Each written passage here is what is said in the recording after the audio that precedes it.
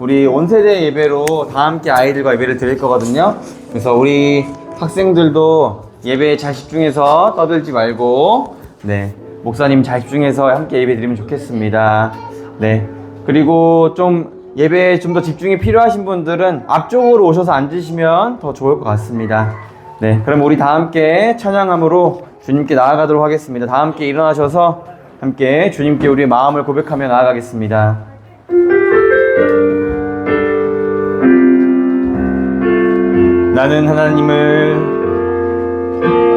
나는 하나님을 예배하는 예배자입니다.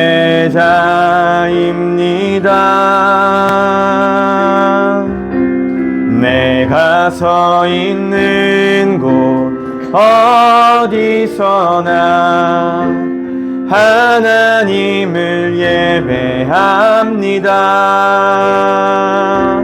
내 영혼 거룩한 은혜를 향하여 내 마음 완전한 하나님 향하여 이곳에서 바로 이 시간 하나님을 예배합니다. 나는 하나님을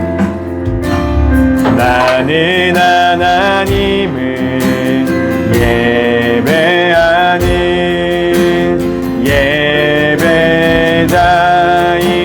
예배자입니다. 내가 서 있는 곳 어디서나 하나님을 예배합니다. 내 영혼 거룩한 아멘.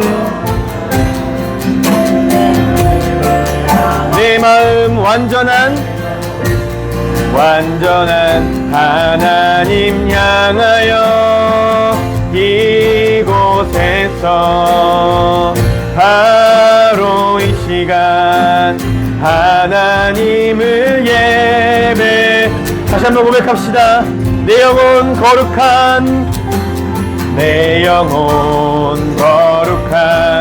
은혜를 향하여 내 마음 완전한 하나님 향하여 이곳에서 바로 이 시간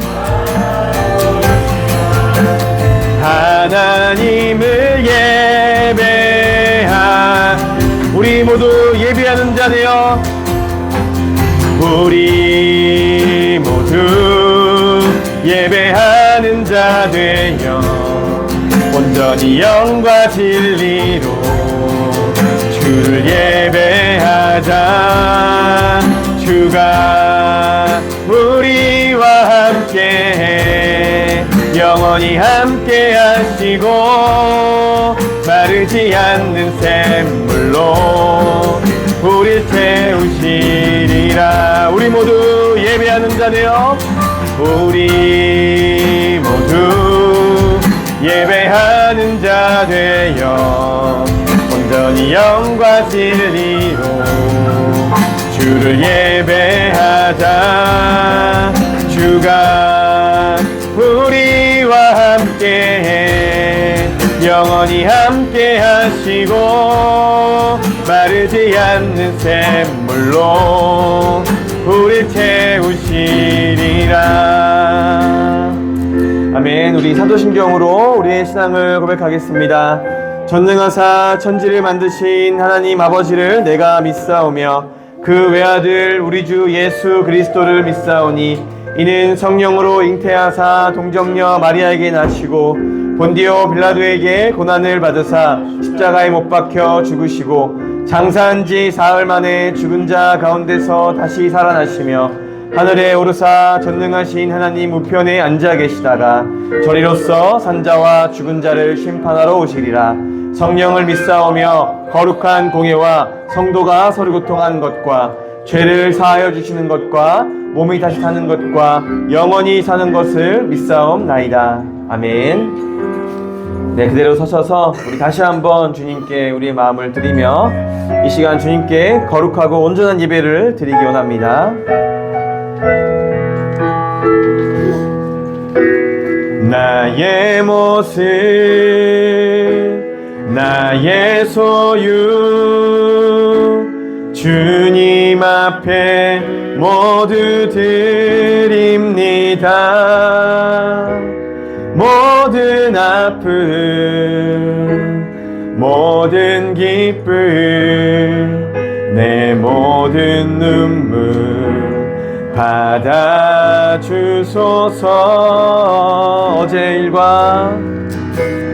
어제 일과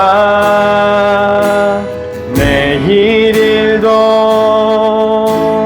꿈과 희망 모두 드립니다. 모든 소망,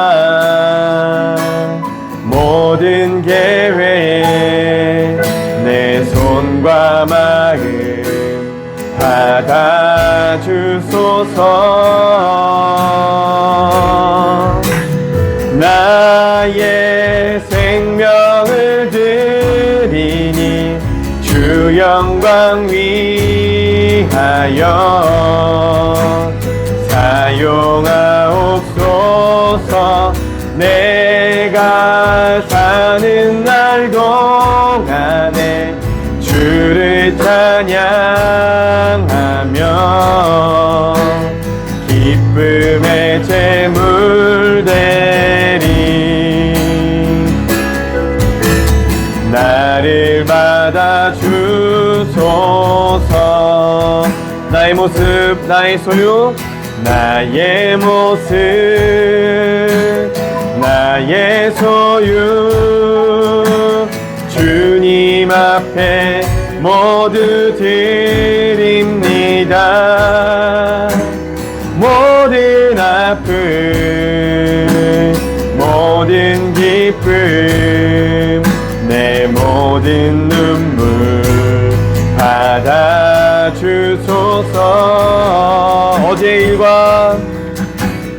어제 일과 내일 일도 꿈과 희망 모두 드립니. 모든 소망, 모든 계획, 우리의 손과 마음을 받아주소서.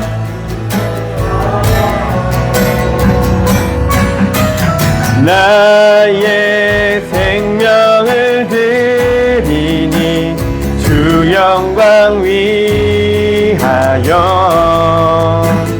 사용하옵소서. 주님, 이것이 우리 평생의 소원입니다. 우리의 마음으로, 우리의 몸으로 이것을 고백하게 하여 주셨소서. 기쁨의 제물들이 나의 생명을 드리니, 나의 생명을 드리니 주 영광 위하여 사용하옵소서. 내가 사는 날 동안에 주님, 이것이 우리의 고백입니다. 이 가사대로 우리가 살아갈 수 있도록 주님 인도하여 주옵소서. 나를 받아주소서. 나를 받아주소. 나의 주, 나의 하나님이여, 나의 주, 나의 하나님이여, 주를 경배합니다. 주 사랑하는 나의 마음을 주께서 하시나이다. 깨트리록 내게 없으며 주께 드릴 향유 없지만 하나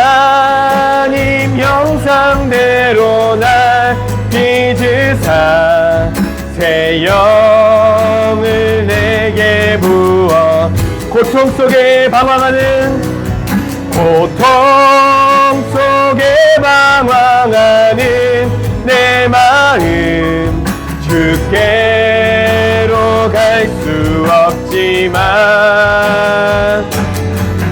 저항할 수 없는 그네로 주님의 길을 걷게 하소서. 나의 주 나의 하나님이여 주를 경배합니다. 주 사랑하는 나의 마음을 주께서 아시나이다. 깨트리록 내게 없으며 주님 우리의 온 마음과 정성을 다하여 주님께 나아갑니다. 하나님 형상대로 날 빚으사 새 영을 내게 부어 고통 속에 방황하는 내 마음 주께로 갈 수 없지만 저항할 수 없는 그 은혜로 주님의 길을 걷게 하소서. 나의 생명을 드리니 나의 생명을 드리니 주 영광 위하여 사용하옵소서. 내가 사는 날 동안에 주님만 찬양합니다. 주님의 기쁨이 되기 원합니다. 기쁨의 대물대 나를 사용하여 주소서. 나를 받아주소서. 우리 함께 기도했으면 좋겠습니다. 함께 기도하실 때에 하나님 우리가 아무리 많은 것을 주님께 드려도 아무리 많은 노력과 아무리 많은 봉사와 아무리 많은 인격적인 노력을 해도 하나님 주님께 어떤 것을 드릴 수 없음을 알고 있습니다. 하나님 그러나 주님께 우리의 생명을 드립니다. 우리의 삶을 드립니다. 우리를 받아주시옵소서라고 우리가 정말 주님 앞에 나의 주 나의 하나님이여라고 고백할 수 있는 그 귀한 고백이 우리의 삶에 우리의 신앙의 고백이 될 수 있게 해달라고 함께 기도했으면 좋겠습니다. 함께 기도하겠습니다. 하나님 감사합니다. 주님 앞에 아무리 많은 것을 드려도 주님의 은혜에 아무리 많은 것들을 보답하여도 하나님 다 갚을 수 없는 그 은혜임을 알고 있습니다. 하나님 우리의 생명을 드립니다.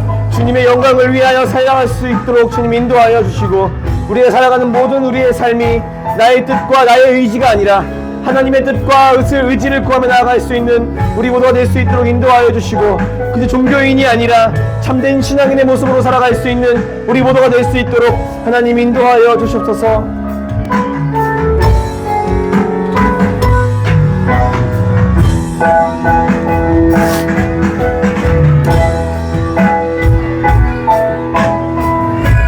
주님 그렇게 우리의 모든 삶을 주님 앞에 드리며 나아갑니다. 하나님의 은혜로 살아갈 수 있도록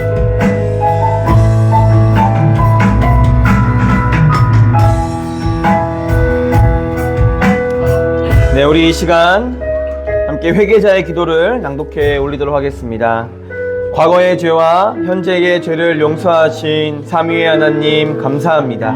이미 우리의 죄를 용서하시고 앞으로의 죄까지 용서하신 십자가의 능력을 믿게 하여 주시옵소서. 아직 이르지 못한 구원의 마지막을 앞둔 성도로 경각심을 가지고 살게 하여 주시옵소서. 회개에 합당한 열매를 맺기를 원하오며 예수님의 이름으로 기도드립니다. 아멘.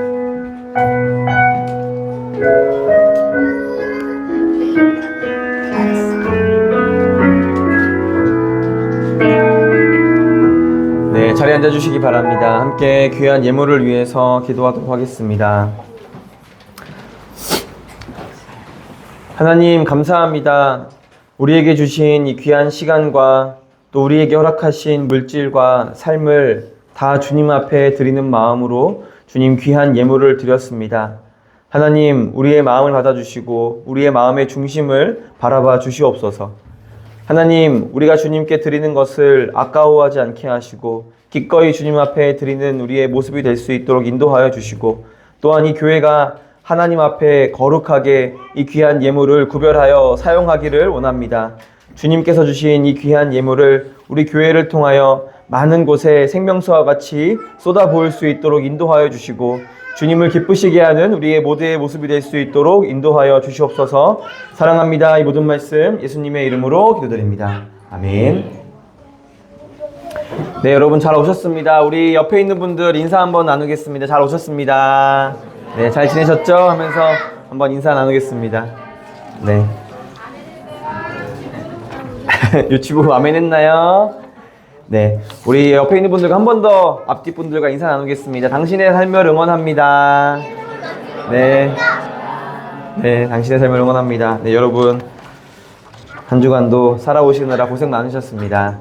네, 우리 교회 섬김이나 등록을 원하시는 분들은 말씀해 주시면 감사하겠습니다. 네, 가능하면은 많은 분들이 함께 섬기셔서 뭐 한 주에 한 번꼴로 이렇게 돌아가면서 섬기실 수 있도록 하면은 또 봉사하시는 분들, 섬기시는 분들이 또 예배에 집중해서 또 예배를 드릴 수 있으니까요. 함께 많은 시간들 네, 여러분들 함께 해주시면 감사하겠습니다. 네, 교회를 품다 1대1 복음 미팅이 시작했습니다. 여러분들 모두 기도해 주시면서 모두 은혜 받을 수 있도록 또 이 귀한 은혜가 우리 교회에 잘 흘러갈 수 있도록 함께 기도해 주시면 감사하겠습니다. 그리고 5월 품는교회 11조 네, 가정의 달 행사를 잘 마쳤습니다. 남산 돈가스랑 여기 저희 교회 카페 포엔 함께 해서 총 105명의 어르신들을 대접해 드렸고요. 그래서 돈가스 이틀에 걸쳐서 목요일, 금요일 이틀에 걸쳐서 여기 주변에 있는 경로당 제가 다 다니면서 오셔서 함께 저희가 섬기고자 한다 이렇게 말씀드리고 또 운정 사회복지관 분들도 함께 모셔가지고 함께 식사 대접해 드리고 또 카페에서 커피, 음료, 차 이렇게 해서 다 대접해 드렸습니다. 네, 여러분들 간절히 바라기는 저는 이것이 교회의 전도의 수단이 되지 않았으면 좋겠어요. 그래서 우리가 마땅히 그리스도인으로서 세상을 섬기는 일, 이웃들을 섬기는 일을 해나갈 수 있는 그런 교회가 됐으면 좋겠고요. 이런 것들을 통해서 절대 누군가에게 교회 이렇게 하니까 교회에 와라가 아니라 아 그리스도인들은 참 멋있게 사는구나, 베풀며 살아가는구나 라는 것을 많은 사람들에게 그런 마음을 품어줄 수 있는 그런 교회가 되었으면 좋겠습니다. 제가 이거 준비하면서 좀 느낀 바가 있는데 경로당을 제가 딱 돌아다녔거든요. 그리고 회장님들, 뭐 총무님들이 전화할 기회가 많아서 다 전화를 드렸어요. 근데 그분들이 이런 얘기 많이 하시더라고요. 돈 안 내냐고 물어보시기도 하고 또 그분들이 뭐라고 하시냐면은 끝나고 또 뭐 강매시키는 거 아니냐 이런 얘기 많이 하시더라고요. 그러니까 얼마나 많은 사람들이 우리 어르신들을 대상으로 음식을 대접하면서 차를 대접하면서 이런저런 물건을 막 강매시키고 이런 걸 얼마나 많이 당하셨으면 제가 전화드렸을 때 그런 얘기를 물어보시더라고요. 그래서 절대 돈 내지 마시고 강매하는 것도 없고 아무것도 바라는 게 없으니까 그냥 그저 여러분들이 그동안 이렇게 잘 살아오셔서 우리 이 후배들이 이 땅에서 잘 살아갈 수 있게 되었다. 그게 감사해서 대접해 드리는 거니까 아무런 조건 없이 드시고 가시면 된다.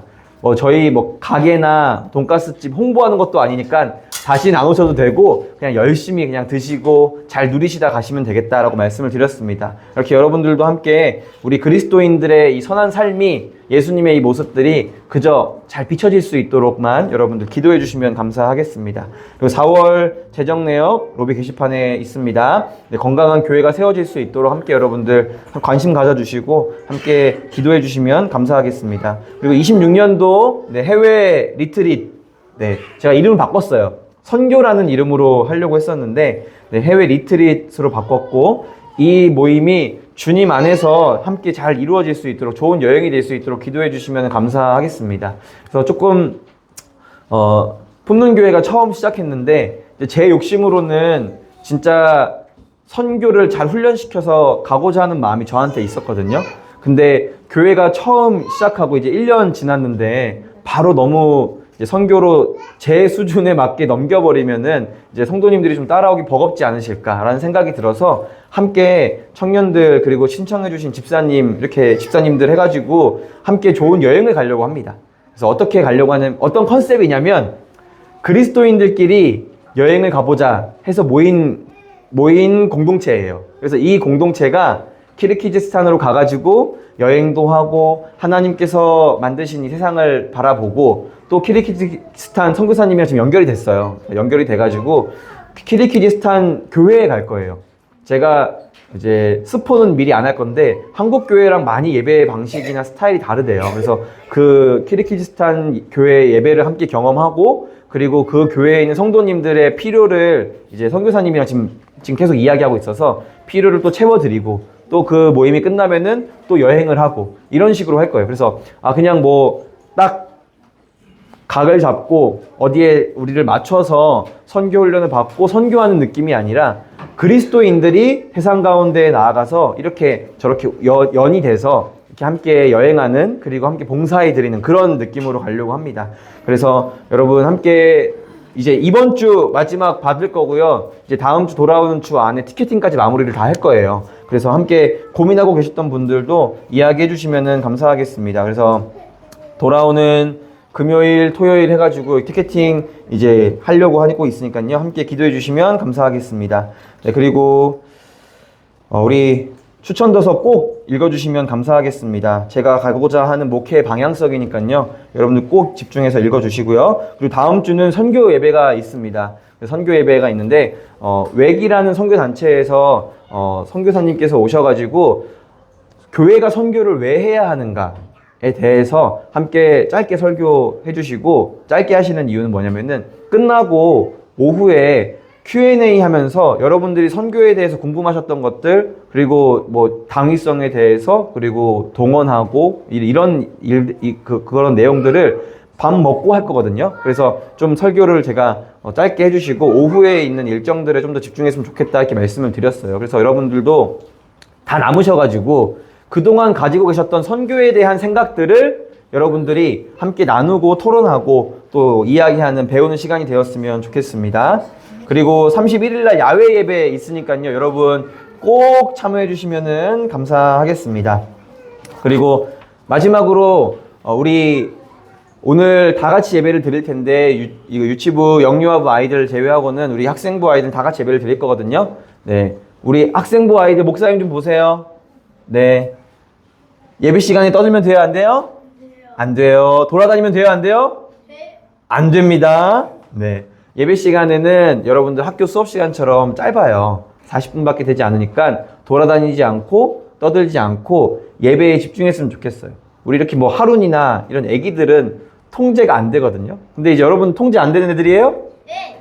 아, 그런가요? 네. 여러분들 스스로 절제하고 통제할 수 있죠. 그래서 옆에 사람들이랑 떠들거나 돌아다니거나 이렇게 하지 않았으면 좋겠습니다. 그래서 어른들도 이거는 아이들한테 하는 이야기고요. 우리 어른들께서는 아이들이 조금 자기 절제가 안 되더라도 이해해 주시고 사랑하는 마음으로 네, 이렇게 대해 주시면 감사하겠습니다. 그럼 우리 함께 꽃이야 찬양하면서 우리 유초등부 말고 우리 영유아부 아이들 파송하도록 하겠습니다.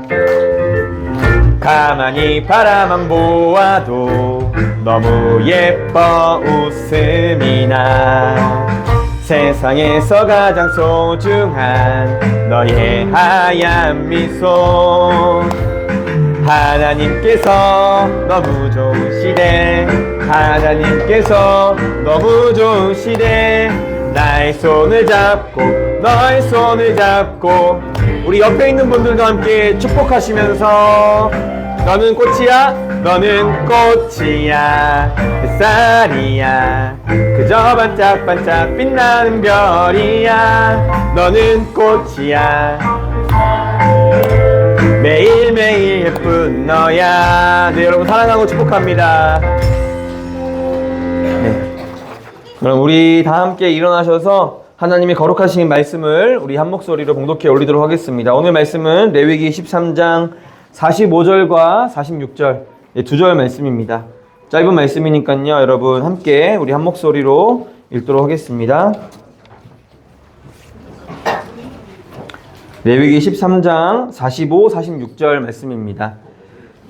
네, 우리 구약성경 165페이지에 있습니다. 우리 다 함께 한 목소리로 읽도록 하겠습니다. 나병 환자는 옷을 찢고 머리를 풀며 윗입술을 가리고 외치기를 부정하다 부정하다 할 것이요 병 있는 날 동안은 늘 부정할 것이라. 그가 부정한즉 혼자 살되 진영 밖에서 살지니라. 아멘. 네, 다 앉아주시기 바랍니다. 네, 여러분 잘 오셨습니다. 우리 지난주 저도 목금 이렇게 함께 어르신들 섬기면서 참 감사한 거는 우리 교회 집사님들, 권사님들 한 6분 정도 함께 이렇게 섬겨주셔서 너무 감사드려요. 그래서 이렇게 섬기시면서도 또 느끼시는 바가 있어서 함께 나누고 또 대화하고 했었는데, 함께 여러분들도 시간이 안 돼서 참여하지 못하셨던 분들도 끝까지 우리 더 중요한 기도를 해주시면 감사하겠습니다. 그래서 우리 섬기신 분들 다시 한번 감사의 말씀을 드립니다. 네, 오늘 본문을 보면 있잖아요. 나병 환자, 그러니까는 옛날 말로 하면은 이제 문둥병자들이 해야 하는 행동이 등장을 합니다. 네, 옷을 찢고 머리를 풀고 잇입술을 가리고 부정하다 부정하다고 외칩니다. 한번 그림을 볼까요? 네, 이 장면을 보면 있잖아요.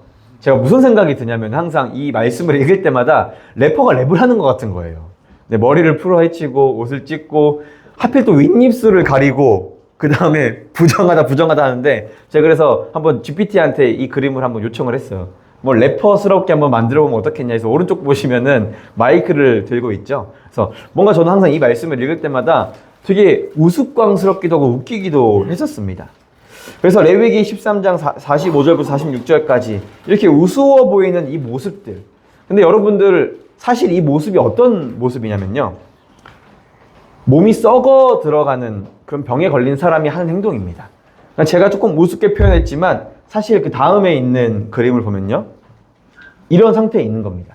그러니까 제가 손 모양만 살짝만 바꿔도 엄청 분위기가 달라지죠. 마이크를 잡고 이렇게 하면은 뭔가 랩을 하는 것 같은데 그게 아니라 자기가 가지고 있는 이 수치를 다 가릴 수 없어서 입술을 가리고 너무 큰 소리로 질러야 돼서 부정하다, 나는 너무 부정한 존재다 라고 하면서 외치는 행동입니다. 왜 이렇게까지 할까요? 지난주 말씀드렸던 것처럼 이 부정이라는 것은 전염되고 오염되기 때문입니다. 이것이 레위기 전체를 관통하는 한 가지의 원리이기도 해요. 부정함. 부정함이 가지고 있는 그 속성이 무엇인가? 부정한 것이 멀쩡한 것에 닿으면 어떻게 된다고 제가 말씀을 드렸죠? 네, 부정해집니다. 이게 세상의 원리예요. 그래서 지난주에 제가 레몬 2가지를 두고 말씀을 드렸잖아요. 썩은 레몬과 싱싱한 레몬. 싱싱해지는 게 아니라 썩어지는 겁니다. 그래서 우리는 이 공동체 안에서도 이 부정이 어떤 원리를 갖고 있는지를 알고 있어야 합니다. 여러분 혹시 여러분들이 가지고 계시는 그 죄에 대해서 묵상을 해보거나 고민해 보시고 생각해 보신 적이 있으세요? 개인이 죄를 지으면 공동체에 영향이 끼쳐질까요? 안 끼쳐질까요? 끼쳐집니다. 우리는 영적인 존재입니다. 그래서 공동체 안에 뭔가 잘못되어 가고 있고 복음적이지 못하고 옳지 않은 방향으로 가는 것처럼 보일 때 있잖아요. 그때 자신의 죄를, 그리고 누군가의 죄를 돌아볼 수 있어야 돼요. 근데 제가 누군가의 죄라고 하면은 그래 저 사람 때문이야 라고 여러분들 보통 생각을 하시니까 나의 죄를 돌아보시면 됩니다. 내가 반복적으로 짓는 죄, 그런 죄들이 나로 끝나는 게 아니라 공동체를 오염시킨다는 겁니다.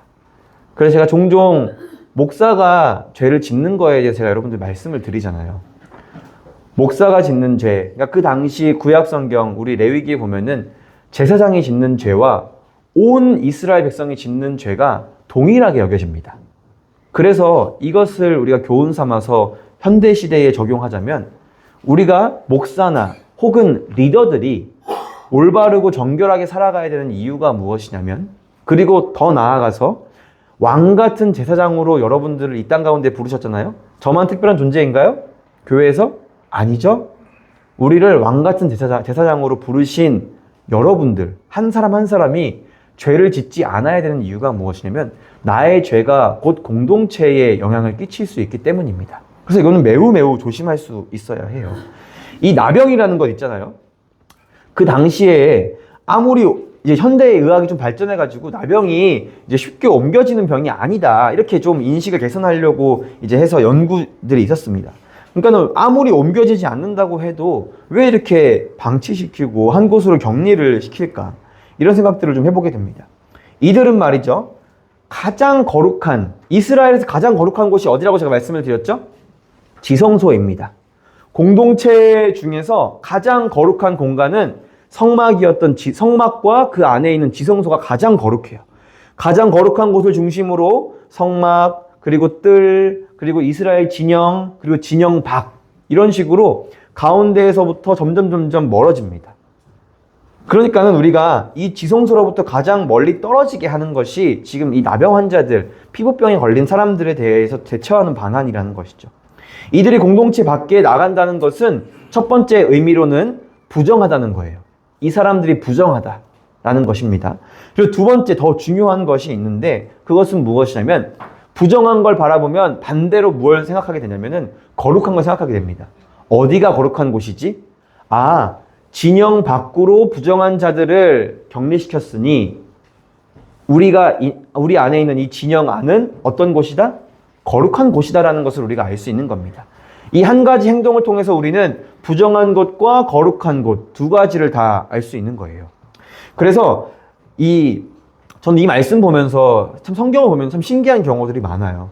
이 피부병에 걸리거나 그러면은 그 고대 당시에 어떻게 따로 격리를 시킬 생각을 했을까라는 생각을 해봅니다. 우리도 뭐 코로나 시기를 좀 겪으면서 아니면 여러분들 뭐 감기 걸리거나 열이 막 오르거나 이러면은 스스로를 좀 격리시키잖아요. 우리 모두가. 우리 아이들도 그렇고. 그러니까 이런 것처럼 그 당시에 공동체를 지키기 위해서 이 부정한 존재들을 한 곳으로 격리하는 이 시스템이 참 되게 뛰어나다라는 생각들도 해보게 되었습니다.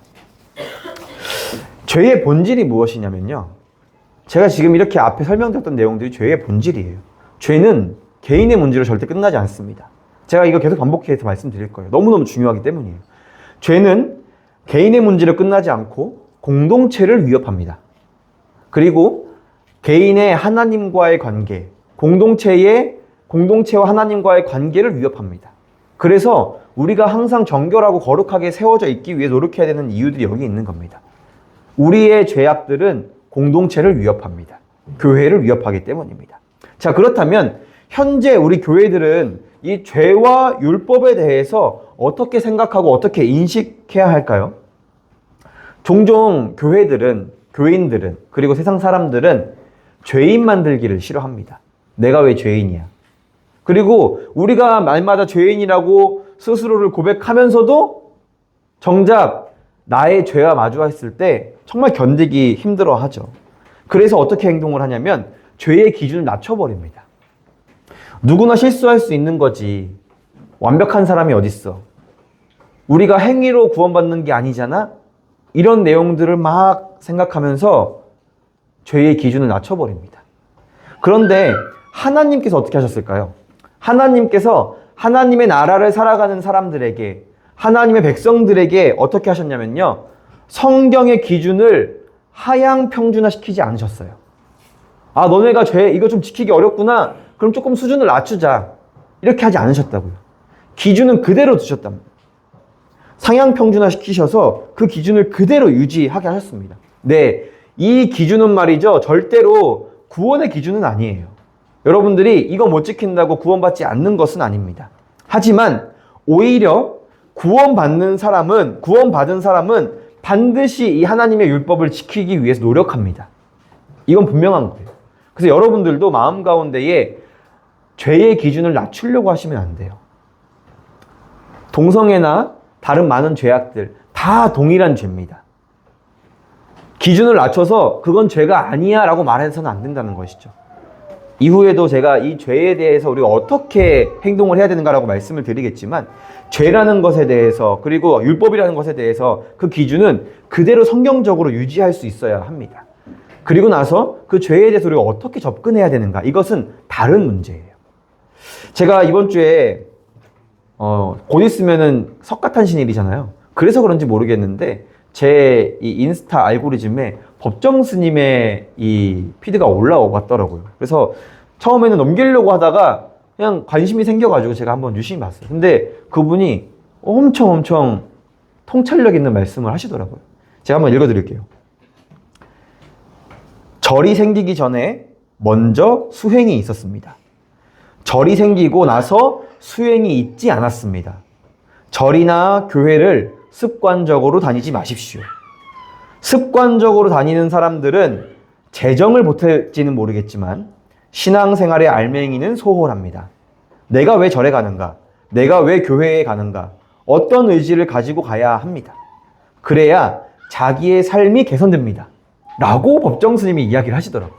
그래서 이거 들으면서 너무 맞는 말이다. 근데 이제 그 인문학적으로나 인본적으로나 여러 가지 면에서 이제 우리가 하나님의 은혜 아래 사는 일이기 때문에 조금 다른 면은 있지만 이 행위 자체에 있는 면으로 바라볼 때는 굉장히 맞는 말씀을 하신 거예요. 절이 먼저 생기지 않았대요. 절이라는 곳은 수행을 하는 사람들이 먼저 있었고 그 수행을 하는 사람들이 모여서 함께 수행을 할 수 있도록 만들어진 것이 절이래요. 이렇게 우리가 교회라는 것도 생각할 수 있어야 한다는 것이죠. 불교 스님의 말이지만 정말 새겨들을 수 있어야 돼요. 저는 이 영상을 보고 나서 이제 여러분들도 그러실지는 모르겠지만 저도 이런 영상들을 보잖아요. 그러면은 관심 있는 영상들을 보면은 세상 사람들은 좀 어떤 의견을 가지고 있을까 궁금해가지고 댓글창을 열어봅니다. 근데 제가 댓글창을 잘못 열어본 것 같아요. 그 댓글창에 어떤 내용들이 써 있었냐면은 이런 내용들이 써 있더라고요. 그대로 제가 적어 놓은 겁니다. 먹사들 때문이다. 목사가 아니래요. 먹사들 때문이다. 이렇게 얘기를 하더라고요. 세습을 해서 종교적 권력을 휘두르다가 헌금을 기득권들이 자기의 배를 불리려다가 다 이런 일들이 일어났다. 이런 내용들이 써 있더라고요. 그 법정 스님이 한 내용이면은 불교에 관한 내용만 써 있으면 좋겠는데 그 종교적인 내용만 있으면 무조건 교회 욕이 들어있는 거예요. 교회는 예수님의 사랑의 실천의 공간이 아니라 작은 왕국이다. 라고 써 있더라고요. 근데 어느 정도 다 맞는 말이더라고요. 제가 이 내용들을 읽으면서 제가 왜 그랬는지 제가 그날 뭐 잘못 먹었나 그런지 모르겠는데 댓글들을 쭉 읽는데 갑자기 구역질이 나더라고요. 우리의 부정함과 교회의 잘못된 모습들이 세상 사람들에게 이렇게 비춰지는구나 라는 생각이 듦과 동시에 막 구역질이 올라오더라고요. 안타깝지만 그 사람들이 한국교회를 오해한 거야 라고 생각하고 싶었는데 어느 정도 너무 맞는 말, 다 맞는 말이어서 제가 그렇게 반응을 했던 것 같습니다. 순결한 척만 하고 지혜롭지 못하고 온갖 더럽고 이기적인 일을 행하는 곳이 교회가 돼버린 것은 아닌가. 멍청한데 자존심만 강한 집단이 된 것은 아닌가. 예수님은 모르고 배타적이고 이기적인 공동체가 바로 교회가 아닌가라는 생각을 다시 한번 해보게 되었습니다. 교회 다니는 사람들한테 비아냥거리면서 이런 얘기를 하죠. 종종 제가 듣는 얘기인데 다른 분들로부터 제가 직접은 아니고 다른 사람들 이야기입니다. 술 한 잔을 권하면서 죄의 자리에 초대하면서 세상 사람들이 교회를 향해서 이렇게 이야기한다고 합니다. 회개하면 되잖아. 이거 마시고 한번 회개해. 이렇게 얘기한다고 하더라고요. 이렇게 돼버린 이유는 교회와 성도들이 죄에 대한 인식을 잘못 가지고 있었기 때문은 아닌가라는 생각이 들었습니다. 이게 세상과 사람들의 평가예요. 교회를 향한 평가. 지금 우리가 받고 있는 평가입니다. 그러니까 종종 이것들을 모르시는 분들도 많으세요. 사람들이 교회를 그렇게 생각해요? 라고 생각하는 사람들도 계세요. 성도들 중에서. 그러니까 우리가 공동체 안에만 있다 보니까 모르는 거예요. 우리끼리는 막 사랑하는 것 같고 우리끼리 막 과자회하고 우리끼리 뭔가 섬기고 봉사하니까 우리끼리 막 사랑이 넘치는 것 같아. 근데 세상 사람들이 보기에는 전혀 그렇지 않은 거예요. 근데 하나님께서 우리에게 뭐라고 말씀하셨죠? 교회의 빛과 소금이 되라고 말씀하셨나요? 세상의 빛과 소금이 되라고 말씀하셨어요. 그러니까 예수님을 바르게 아는 사람, 복음을 바르게 가지고 있는 공동체는 세상 가운데에도 그렇게 보인다는 겁니다. 제가 이 어르신들 섬기는 이 일을 하고 또 우리 유튜브에도 올려놨지만 이 난민을 품다 이 일들을 하면서 저는 목회자로서 들었던 많은 칭찬들과 그런 어떤 격려들보다 더 큰 위로를 받았어요. 난민들을 섬기기 위해서 이 마트에 가가지고 장을 보고 또 이렇게 어르신들 아무런 이유 없이 섬기면서 와, 교회가 이런 일도 하네요 라는 얘기를 듣는데 한편으로는 마음이 아프면서도 아, 우리가 옳은 길을 가고 있구나 라는 생각이 들더라고요. 우리는 이렇게 살아갈 수 있어야 합니다. 죄에 대한 인식을 바르게 알고 그리고 은혜 받은 자가 어떻게 행동해야 하는가에 대해서 분명하게 알고 갈 수 있어야 한다는 것이죠. 우리가 13장에 있는 말씀을 함께 읽었죠. 13장에 있는 내용은 피부병에 걸린 사람들에 대한 내용입니다. 그래서 이 피부병에 걸린 사람들에게 뭐라고 이야기하는 거냐면 너가 피부병 걸렸다라는 것을 알고 있어야 해. 인지해야 돼. 그래서 부정하다라고 말을 해야 돼. 라고 써 있는 곳이 13장에 있는 말씀이에요. 병을 옮기지 않을 수 있도록 격리시키는 것. 이렇게 병에 대한, 죄에 대한 대처를 어떻게 해야 되는가가 나와 있는 내용들이 13장에 있는 말씀입니다. 그리스도인이란 죄를 가볍게 여기는 존재들이어서는 안 됩니다. 죄를 아주 무겁게 여겨야 돼요. 그리스도인들은. 저도 여러분들도 죄를 지었을 때에 한번 회개하면 되지 뭐 라는 정도로 생각하는 것이 아니라 내가 정말 큰 죄를 지었다. 정말 가슴을 치며 통회함으로 우리가 지었던 죄에 대해서 회개를 할 수 있어야 해요. 근데 그와 동시에 그 죄의 무거움을 누구보다도 잘 알고 죄가 얼마나 무서운 건지 잘 암과 동시에 그 무거운 죄를 없다고 말씀해 주신 예수님의 은혜에 대해서 감탄하고 감사할 수 있어야 합니다. 이게 바로 우리가 죄에 대해서 취해야 되는 자세예요. 수행이 있고 그 사람들이 모인 곳이 절이듯 예수님이 계시고 예수님이 말씀대로 살아가는 사람들이 교회여야 한다는 겁니다. 그냥 교회에 띡 세워놓고 자, 교회 다녔던 사람들, 관심 있는 사람들 모이세요. 이게 교회가 아니라는 겁니다. 부정한 사람들도 잘못된 사람들도 예수님을 사랑하는 사람들도 아직 잘 모르는 사람들도 교회 안에 와서 이 노력을 해야 되는 거예요. 아, 죄는 정말 무거운 거구나. 내가 그 죄를 이 한 주 동안도 지었구나. 우리가 매번 예배 전에 함께 회개자의 기도를 함께 낭독하고 또 여러분들 스스로의 죄에 대해서 함께 나누고 계시지 않습니까? 함께 기도하시지 않으세요? 그러니까 여러분들이 죄라는 것이 얼마나 무거운지 아셔야 한다고요. 그리고 나서 내가 이 죄가 너무 무거워서 나를 죄라는 이 바위가 너무 무겁게 짓누르고 있어서 내가 어떻게 할 수 없는 이 상황 가운데에서 도대체 누가 날 도와줄 수 있지? 도대체 이 죄에서 내가 빠져나갈 수 있는 방법이 아무것도 없는데 어떻게 해야 되지라는 생각이 드셔야 해요.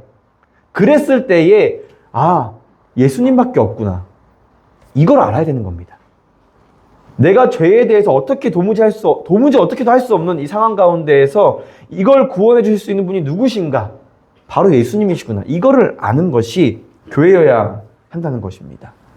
예수님을 구주로 믿는 사람들이 제1된 계명, 사랑하라 라는 계명을 실천하며 살아갑니다.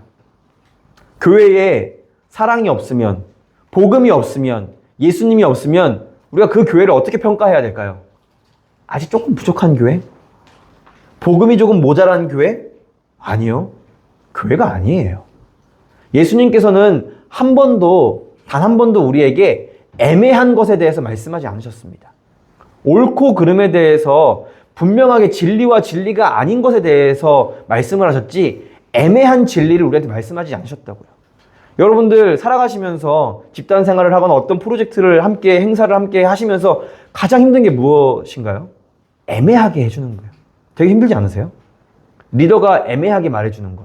예수님께서도 복음에 대해서 진리에 대해서 애매모호하게 여러분들한테 말씀해 주셨다면 아마 이 교회는 더 혼란스러웠을 겁니다. 분명하게 말씀해 주셨다는 거죠. 조금 부족하고 모자란 교회가 아니라 그것은 교회가 아니라고 말씀을 드리는 겁니다. 우리가 그래서 교회가 되기 위해서 노력해야 되는 것이죠. 교회가 죄와 부정함을 미워하게 밖에만 두면 될까요? 이제부터는 죄의 대처에 대해서 한번 말씀을 해보고자 합니다. 그저 방치하고 방관하고 격리만 하는 것을 주님께서 우리에게 말씀하지 않으셨습니다. 나는 구원받은 사람이야 라고 우월한 마음으로 그렇지 못한 사람들에게 그냥 막 정죄하고 자존심을 내세우고 너는 죄인이니까 지옥 갈 거야. 잘못됐으니까 나가 라고 하는 게 교회의 모습이 아니라고 지금 성경은 이야기하고 있는 겁니다. 저는 교회가 이 숙제를 해결하지 못하면 말이죠. 교회라는 곳은 결코 올바른 공동체가 될 수 없다고 생각을 합니다. 그냥 저 사람은 우리가 맞지 않는 사람이기 때문에 내보내자. 이것이 부정한 자에 대한 성경의 처분이 아닙니다. 분명히 교회에서도 7이라는 것이 있습니다. 7이의 의미를 알면 오늘 이 부정함에 대한 처분도 이해할 수가 있을 겁니다. 7이 굉장히 무섭죠. 저희 교회도 7이가 없으면 좋겠습니다. 7이 할 일이 없으면 좋겠습니다. 근데 해야 될 상황이 생기면 하면 좋겠어요. 근데 그 7이가 어떠한 것인지, 그 부정함에 대해서 어떻게 처분해야 되는지 한번 살펴보시죠. 제가 마태복음 18장 15절에서 17절에 있는 말씀에 보니까 이렇게 이야기를 하더라고요. 들어보십시오. 예수님이 직접 말씀해 주시는 거예요. 교회 공동체 안에서 잘못을 범한 사람들에게 이렇게 이야기를 하십니다. 죄를 범하면 먼저 단둘이 가서 말하라. 듣지 않으면 두세 사람을 데리고 가라. 그래도 듣지 않으면 교회에 말하라. 교회의 말도 듣지 않으면 이방인과 세리처럼 여겨라. 라고 예수님께서 말씀을 하십니다. 이것이 7이에요.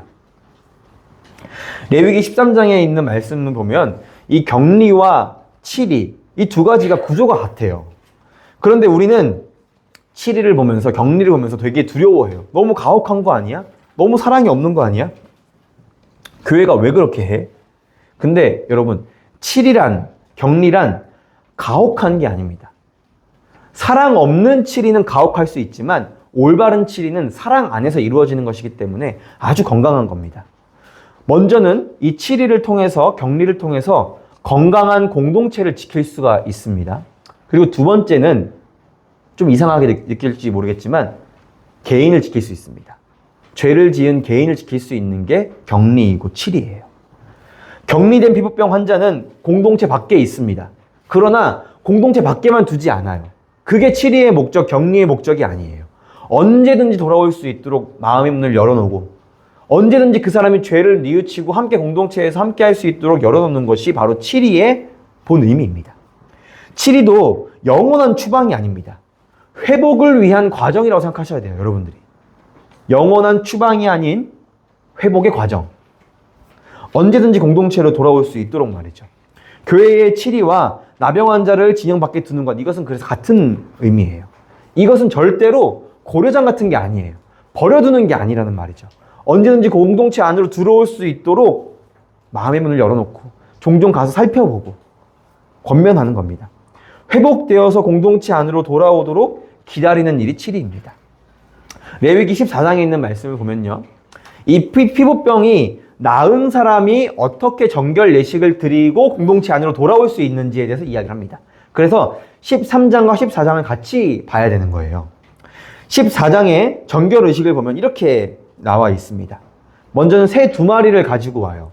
그래서 한 마리는 어떻게 하냐면 죽인 다음에 그 피로 정결하게 합니다. 그리고 한 마리는 또 어떻게 하냐면 날려보내줘요.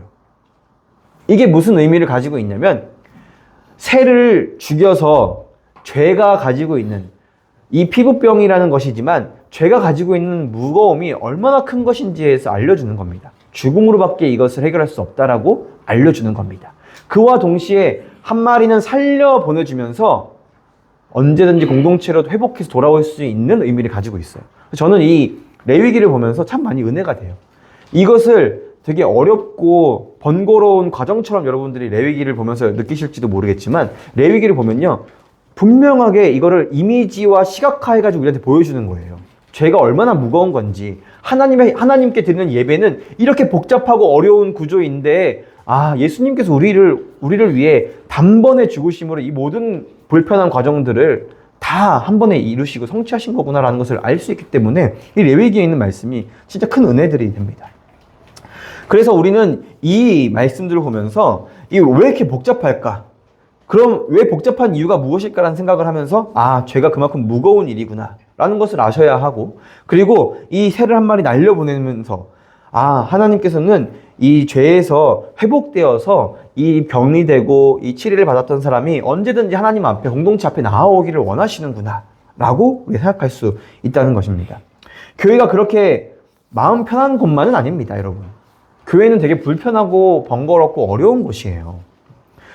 공동체는 언제든지 돌아올 수 있는 마음을 열린 마음으로 적극적인 자세로 할 수 있어야 합니다. 마태복음 말씀처럼 한 사람이 가고 두 사람이 가고 세 사람이 가서 권면을 계속 해야 되는 겁니다. 그냥 너가 잘못했어 하고 끝내는 것이 아니라, 말씀을 잘난 듯 가르치는 것이 아니라 사랑으로 대해야 합니다. 교회가 제가 방금 전에 말씀드릴 때 참 어려운 곳이라고 말씀을 드렸잖아요. 그러니까 교회를 생각해 보면은 이렇게도 생각해 볼 수가 있을 것 같아요. 들어오는 건 쉬워도 나가는 건 어려운 곳인 것 같아요. 마치 느와르 영화에 나오는 조폭들이 들어오는 건 쉬워도 나가는 건 어렵다라고 그런 이야기를 하는 것처럼 그런 공동체가 우리인 것 같습니다. 그들과 우리는 좀 다르겠죠. 하나님의 은혜를 경험한 사람은 교회 밖을 떠나기가 쉽지 않습니다. 하나님의 은혜를 경험해 본 사람은 교회를 떠났다 하더라도 나중에 돌아올 수밖에 없습니다. 왜냐하면 그 은혜가 얼마나 귀한 것인지, 얼마나 소중한 것인지 알고 있기 때문입니다. 예수님을 믿는 것은 쉬울지 모르겠지만, 처음 믿는 건 쉬울지도 모릅니다. 하지만 믿는 순간부터 그 사람의 가치관과 인생이 바뀌기 때문에 나가려면 손모가지 정도는 내놔야 돼요. 여러분, 품문교회 그런 곳입니다. 아주 무서운 곳이에요. 진짜로 나의 잘못된 죄, 반복된 죄, 아무리 노력해도 해결하지 않는 나쁜 습관들, 생각으로 의심하고 오해하는 죄, 사람을 세심하게 살피지 못한 죄, 잘못을 인정하지 않는 죄, 남을 나보다 낮게 여기는 죄, 교만한 죄, 나만 잘났다고 생각하는 죄, 우리는 이것으로부터 멀어져야 합니다. 여러분들이 가지고 계시는 죄악들은 어떤 것들이 있으세요? 저도 죄인입니다. 매번 회개할 수밖에 없어요. 여러분, 죄는 무거운 거예요. 아주 무거운 겁니다. 예수님께서, 하나님의 아들이신 예수님께서 죽으셔야만 용서가 되는 게 죄였다는 겁니다. 아주 무거운 겁니다. 그 무거운 과정을 거쳐서 돌아올 자리가 있다는 것이 감사한 거예요. 세상 사람들은 여전히 방황하고 내 안에 있는 이 공허함과 내 안에 있는 이 불안함에 대해서 해결할 수 없어서 이것저것 하면서 찾다가 죽어버립니다. 근데 우리는 돌아올 곳이 있다는 걸 알고 있잖아요. 하나님께서 우리에게 주신 은혜가 우리를 이 교회라는 곳으로, 우리를 하나님 품으로 돌아올 수 있다는 것을 알려주신 것을 여러분들 다 알고 계시지 않습니까? 아까 제가 새를 말씀드렸는데, 새를 죽이는 것과 살리는 것을 말씀을 드렸는데, 진짜 저는 하나님을 생각하고 성경을 보면은 이런 예술도 예술이 없어요. 우리가 나중에 예수님의 그 죽으심과 부활하심에 대해서 보잖아요. 이 레위기를 잘 알고 있었던 사람들은 어떻게 생각을 했을까요? 예수님이 죽으시고 부활하셨을 때 이런 마음을 가졌을 겁니다. 아, 우리 과거의 선조들이, 내 조상이 이 죄를 지었을 때에, 병이 났을 때에, 그것이 죄의 원인이라고 봤을 때에 이 새를 죽일 수밖에 없는 그것을 위해서 예수님께서 죽으셨구나. 저 진영 밖, 제가 말씀드렸던 지난주에도 골고다 언덕은 진영 밖에 있는 곳이었어요. 성전과 다윗성에 있는 그 옛 터 밖에 있는 곳이 골고다 언덕이었습니다. 예수님께서 가장 거룩한 곳에서 십자가를 지시고 진영 밖으로 나아가십니다. 가장 부정한 곳으로 나아가신 거예요. 그리고 나서 그곳에서 저주받은 사람만 매달려야 하는 그 나무 위에 스스로를 매다신 겁니다.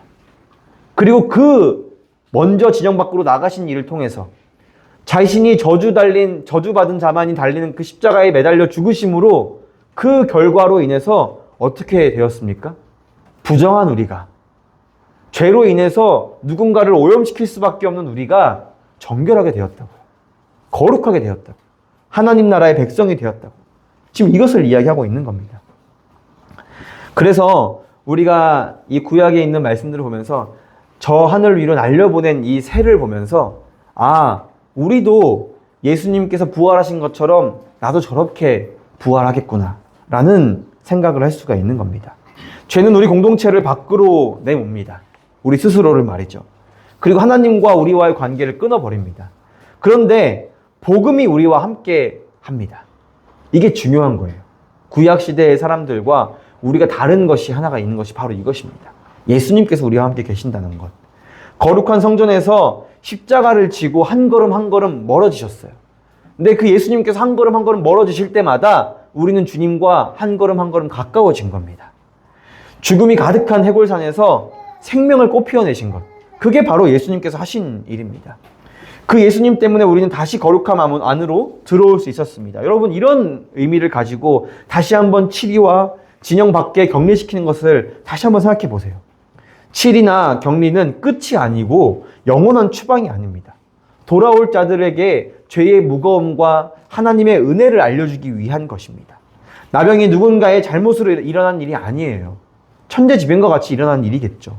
우리에게 죄도 그렇게 여겨질 수도 있습니다. 그러나 누가 아담의 자리에 서 있었어도, 우리 중 누가 아담의 자리에 서 있었어도 누구나 다 죄를 지었을 겁니다. 레위기 14장 7절에 있는 말씀 우리가 함께 한번 읽어보도록 하겠습니다. 함께 읽겠습니다. 시작.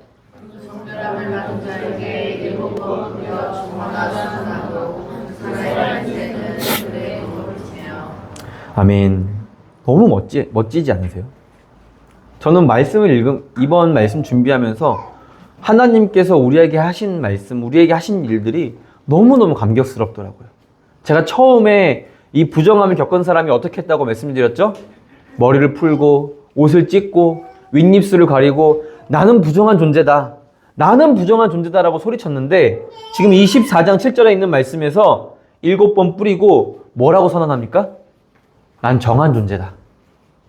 너는 정한 존재야. 너는 거룩한 존재야 라고 말씀해 주시는 거예요. 이것은 죄에 대해서 무너져 보지 않은 사람은 알 수 없는 감정입니다. 죄가 얼마나 무거운지 여러분들 그거 겪어보셨다면, 내가 얼마나 죄인인지 알고 계신다면 주님께서 지금 이렇게 정하다라고 선언하신 것이 얼마나 큰 은혜인지 알 수가 있을 겁니다. 여러분, 예수님께서 우리를 정결하게 하시고자 십자가에 죽으신 겁니다. 이제는 우리의 삶의 실천으로 보답해 드려야 될 때예요. 그 실천이 우리를 구원으로 이끄는 것은 아닙니다. 반대예요. 구원받았기 때문에 실천할 수 있는 겁니다. 여러분들이 행위로 하는 많은 선행들, 선한 말들, 선한 행동들, 이 모든 것들은 우리 안에 복음이 있기 때문에 가능한 겁니다. 우리 마지막으로 함께 말씀을 읽어보도록 할 텐데요. 우리 갈라디아서 2장 20절에 있는 말씀입니다. 너무 우리가 잘 알고 있는 말씀인데 제가 여러분 조금 낯설게 보게 해드리려고 세 번역으로 좀 가지고 왔어요. 우리 함께 읽어보도록 하겠습니다. 시작! 나는 그리스도와 함께 십자가에 못 박혔습니다. 이제 살고 있는 것은 내가 아닙니다. 그리스도께서 내 안에 살고 계십니다. 내가 지금 육신 안에서 살고 있는 삶은 나를 사랑하셔서 나를 위하여 자기 몸을 내어주신 하나님의 아들을 믿는 믿음 안에서 살아가는 것입니다. 아멘. 여러분 믿으십니까? 우리가 이런 존재입니다. 주님께서 정하다 말씀해 주시고 우리도 고백하는 겁니다. 회개하면 끝이지 라고 말하는 것으로 끝내는 것이 아니라 그래, 나 부정한 존재지. 매일매일 나는 부정하다고 이야기해야 되는 존재지. 매일매일 회개할 수밖에 없는 존재지라는 것을 암과 동시에 그래, 이 모든 문제를 주님께서 해결해 주셨지 라는 것을 알고 있는 것. 그게 우리 그리스도인의 삶입니다. 구원받으신 여러분, 하나님께서 하셨구나. 거기서 시작해야 됩니다. 하나님께서는 회복한 자에게 화목한 직분을 주셨습니다. 화목하게 하는 직분. 나만 회복되고 끝나는 것으로 끝이 아닙니다. 그래서 공동체를 주신 거예요. 나만 화목하고 끝났으면 우린 교회로 모일 필요가 없어요. 다 집에서 그냥 성경만 읽고 누군가가 유튜브로 송출해주는 예배만 드리면 되는 겁니다. 근데 절대 그렇지 않다고요. 주님께서는 우리에게 교회라는 공동체를 주셨습니다. 화목하게 하는 직분을 주신 거예요. 교회를 화목하게 하는 것이 바로 우리가 해야 될 일이라는 것이죠. 그 교회라는 범위가 단순히 이 작은 공간만이 아니라 온 세상과 온 열방, 우주적인 교회를 우리가 허락하신 분이 하나님이시기 때문에 우리는 온 열방과 온 세상을 향해서 나아갈 수 있어야 하는 것입니다. 나만 회복되고 끝이 아니라 이 말씀입니다. 오늘 설교의 제목처럼 봄은 왔지만 꽃이 없으면 우리는 그것을 봄이라고 부르지 않습니다. 꽃이 피었기 때문에 봄이라고 부르는 겁니다. 교회라고 세워놔봤자 교회답게 행동하지 않는다면 그것은 교회가 아닙니다.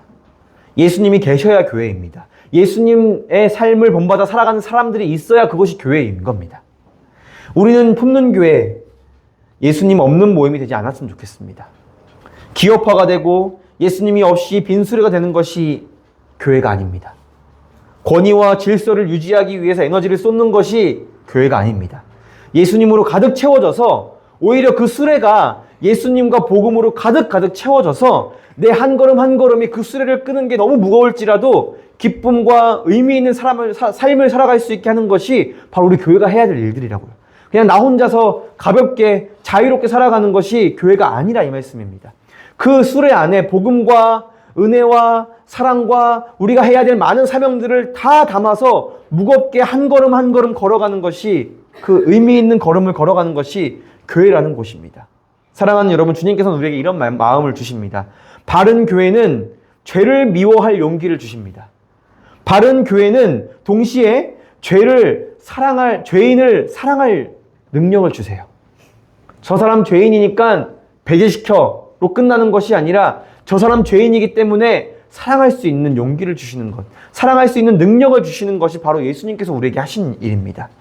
여러분은 의인이십니까? 우리 모두 죄인입니다. 주님께서 우리에게 하셨듯 우리도 누군가에게 그렇게 해야 하는 것입니다. 사랑하는 여러분, 그런 교회를 세워갑시다. 시간이 지나도 꽃이 피지 못했는데 봄이라고 하는 그런 교인들이 아니라 심어주신 복음의 씨앗이 꽃을 피울 수 있도록 애쓰고 애쓰셔서 이 교회에, 우리 품는 교회에 푸른 의의 나무가 가득가득 세워질 수 있는 그런 교회를 세워가는 저와 여러분이 되었으면 좋겠습니다. 주님께서 꽃을 피우셨을 때 함께 기뻐하는 우리 품는 교회가 되었으면 좋겠습니다. 함께 기도하겠습니다.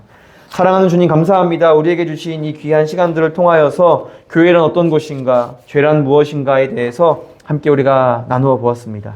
하나님, 저희의 무거움에 대해서 우리가 알게 하시고 우리 안에 그 죄를 용서하신 분이 우리 주님이심을 알아갈 수 있도록, 그 은혜를 누릴 수 있도록 인도하여 주시옵소서. 사랑합니다. 이 모든 말씀 예수님의 이름으로 기도드립니다. 아멘.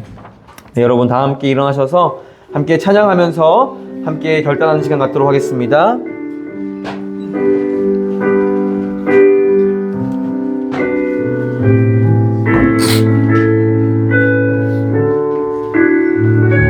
주보혈 날 정결케 하고 주보혈 날 자유케 하니 주 앞에 나 예배하는 이 시간 나의 모든 것을 주께 드리네. 주의 손 날 위해 찢기셨고 주의 발 날 위해 박히셨으니 이제는 내가 사는 것이 아니요 오직 주를 위해 사는. 우리 다시 한번 찬양하겠습니다. 주보혈 날 정결케 하고 주보혈 날 자유케 하니 이 앞에 나 예배하는 이 시간 나의 모든 것을 주께 드리네. 주의 손 날 위해 찢기셨고 주의 발 날 위해 박히셨으니 이제는 내가 사는 것이 아니요 오직 주를 위해 사는 것이라.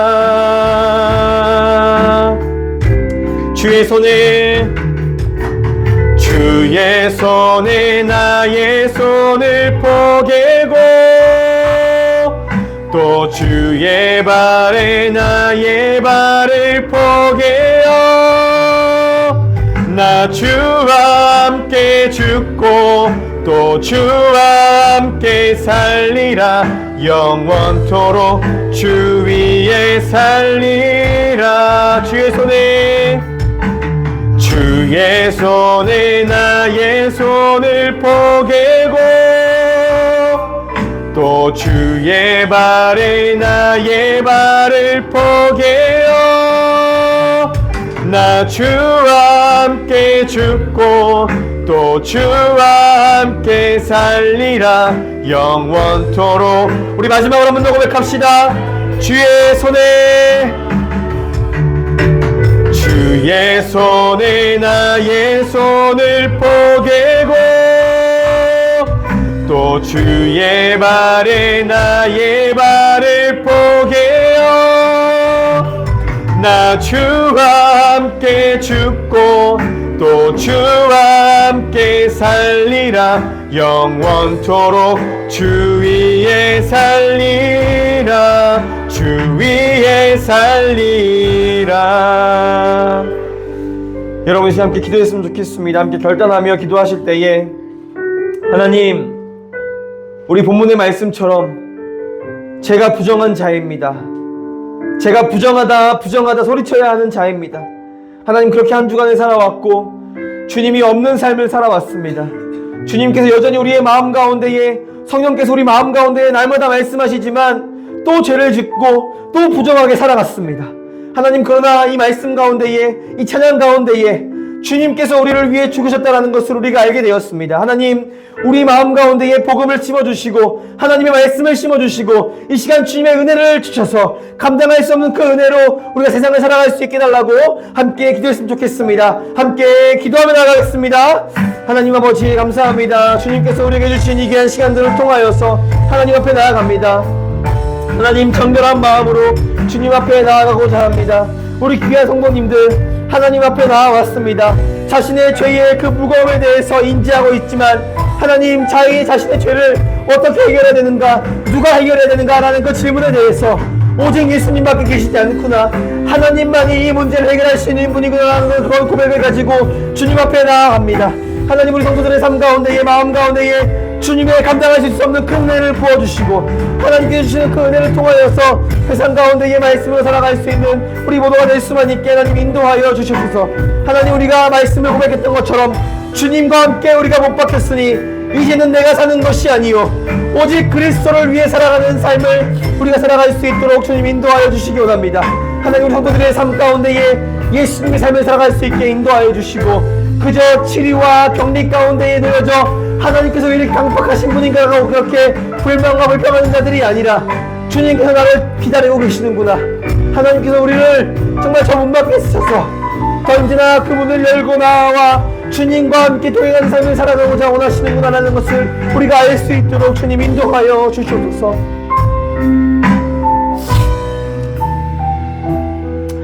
하나님 감사합니다. 우리에게 이 말씀 가운데에 죄가 얼마나 무거운 것인지 우리가 얼마나 부정한 존재인지 알게 하시니 감사합니다. 하나님 비록 이 자리에 그 죄가 무엇인지 그 죄의 무거움이 얼마나 무거운 것인지 아직 느끼지 못하는 자들이 있다면 하나님 그런 우리 아이들이 있다면 하나님 이 아이들 가운데에 찾아가셔서 우리 그 자들에게 찾아가셔서 죄의 그 무거움을 알게 하시고 그와 동시에 그 죄로부터 자유케 하신 예수 그리스도의 은혜와 십자가를 알 수 있도록 깨달을 수 있도록 인도하여 주시옵소서. 하나님 우리가 그 예수님의 십자가를 붙잡고 복음의 능력을 가지고 세상을 살아갈 수 있는 우리 모두가 될 수만 있도록 하나님 인도하여 주시기 원합니다. 주님 우리의 마음 가운데에 예수님의 선한 마음을 부어주시고 주님의 마음으로 세상을 살아갈 수 있도록 인도하여 주시옵소서. 이제는 우리 구주 예수 그리스도의 은혜와 하나님 아버지의 사랑과 성령의 충만, 역사, 교통, 사귐, 나눔이 하나님의 말씀대로 살고자 하는 우리 모든 품는교회 위에 죄를 알고 그 죄를 해결하실 분이 이 땅 가운데에 우리를 자유케 하시고 온전히 유일한 진리를 주실 분이 예수님이라고 믿는 우리 모든 품는교회 위에 그리고 그 복음을 들고 열방 가운데에 나아간 우리 선교사님들과 그리고 그 선교사님들 통해 복음을 알게 된 모든 영혼들 위에 이제로부터 영원토록 함께 계실지어다. 아멘. 하나님 감사합니다. 우리에게 주신 그 귀한 시간들을 통하여 주님 거룩하게 나아갈 수 있게 하시고 정결한 삶